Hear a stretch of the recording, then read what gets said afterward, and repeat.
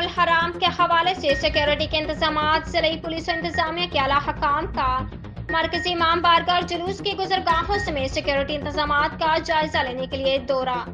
D I G Mardan region Muhammad Sulaiman, deputy commissioner Abdul Rahman, D P O Najib ur Rahman نے امام بارگاہ اور جلوس کے روڈز کی سیکیورٹی انتظامات کا معائنہ کیا۔